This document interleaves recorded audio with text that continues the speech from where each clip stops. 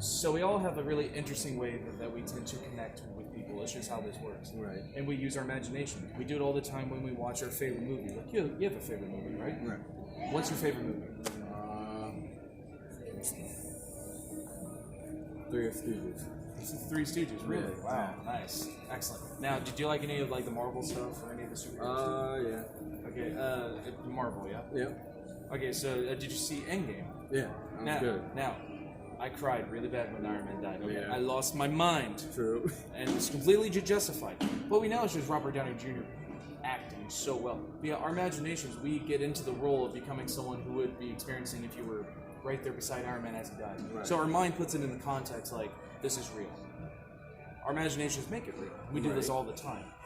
Now, we change our behavior like that on a day-to-day basis. You know, when we're around our friends, we're more natural. If we're around someone we don't like, our behavior changes because our perception changes and our body and our mind kind of go with it. Right. I'm sure there's someone you don't like and you kind of act maybe more rigid, maybe more distant.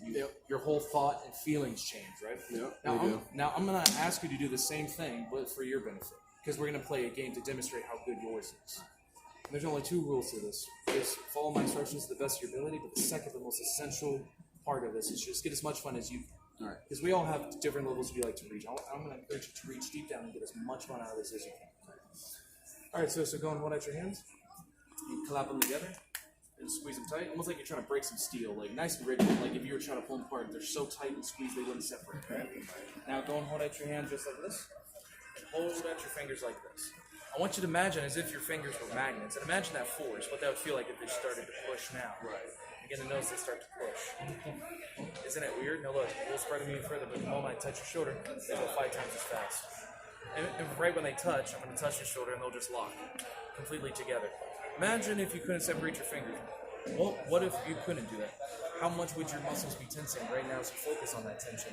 As if I listen to my words, they just become glued and stuck together. Imagine that you can't separate them. Feel that you can't separate them.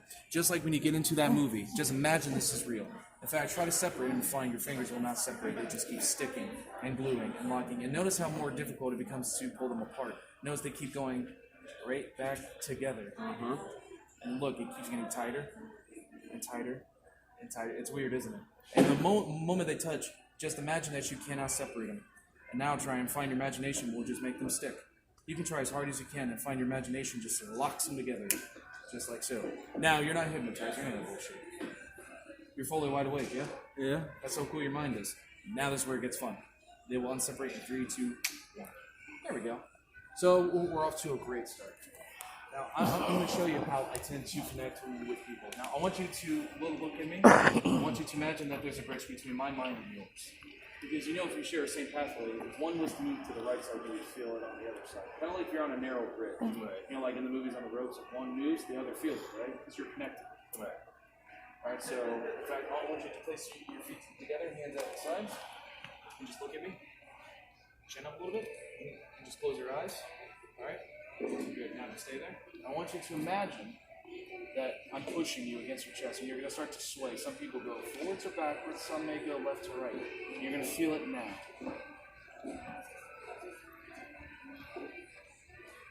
In fact, notice that feeling gets even stronger. In fact, notice now you have no choice but to fall backward. You're going to start to lean further. I got you. All right, now go and open your eyes. Now, just for the record, I pushed you. I mean, that's pretty much all I did. All right. But did I really push him? It's weird, isn't it? Now, just stay for the camera real quick. What's your name again? Justice. Now tell me, have you ever had something on your mind and then you go to like another room, maybe to get a sandwich or a drink, and then you just end up forgetting it completely? Yeah, all the time. Yeah, so tell me, do you feel it in your stomach when you genuinely forget something, or is it more like it's in your head and it's like cloudy and you can't get to it? In my head. In your head. So I want you to imagine you're going through the same thing you did when you forget something. Notice that, really kind of confusion you feel up in your head, because you know that's where it's at. So just imagine this happening to you now. Imagine that you're back in time. You're experiencing, maybe it's a dream you try to remember from, maybe you're trying to remember what you're thinking about. And notice you feel it right here, right in the front of your mind. And notice now when I go like this, the name completely wipes out from your mind. Kind of like when you erase a mistake from your homework, when you won't want to recorrect a mistake. Try to say your name and find, just like walking through a mist is cloudy. It's like you know it, right? You see, it's almost like it's coming up, but yet something is stopping you. And watch, when I go this way, it goes completely so safely far in the back of your mind that you can't reach it. Because you already know where it's at, it's just out of reach. But it's safe because it's in your mind.